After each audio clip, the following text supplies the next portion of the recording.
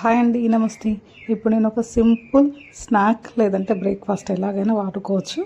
అయితే నేను బోండాలు చేద్దామని చెప్పి బోండాలు అయితే చేస్తున్నాను. నాకైతే ఈ బోండాలు చేయనికి రాదు. మా చెల్లి వచ్చింది అండ్ మా బాబుకి ఇష్టం అని చెప్పి తనైతే బోండా చేస్తా అంటే తన కోసం నేను మైదా పిండి తెప్పించి ఇలా జల్లించుకొని ఒక కప్పు పెరుగు తీసుకోవాలి. ఒక కప్పు పెరుగు అనేది బాగా పుల్లగా ఉంటే టేస్ట్ వస్తుంది. పుల్లగా ఉన్న పెరుగు తీసుకొని ఇలా బాగా చితక్ కొట్టుకున్నాక జల్లించుకున్న మైదా పిండిని ఈ పెరుగులో వేసి బాగా కలిపేసి కొంచెం వాటర్తో ఇలా మొత్తం కలిపేసుకోవాలి. ఇలా చిన్న చిన్న ఉండలు అంటూ ఏమీ లేకుండా మొత్తం పిండి మొత్తం సాఫ్ట్ అయ్యేంత వరకు ఇట్లా కొడుతూనే ఉండాలంట.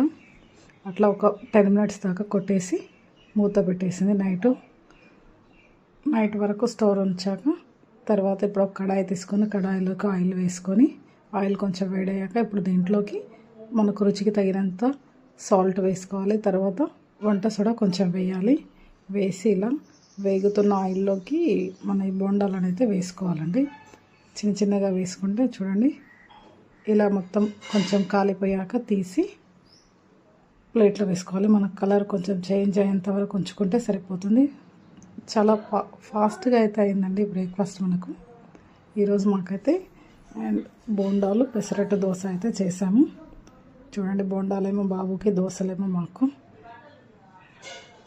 టేస్ట్ అయితే చాలా బాగుంది. అసలు నేను వస్తుందా రాదా అనుకున్నాను, ఎందుకంటే నేను చేయలేదు ఎప్పుడు. మా చెల్లె చేసింది. టేస్ట్ అయితే సూపర్. పుల్లటి పెరుగు వేసుకుంటే ఇంకా సూపర్ టేస్ట్ వస్తుందంట. తను పుల్లటి పెరుగుతో చేసిందండి.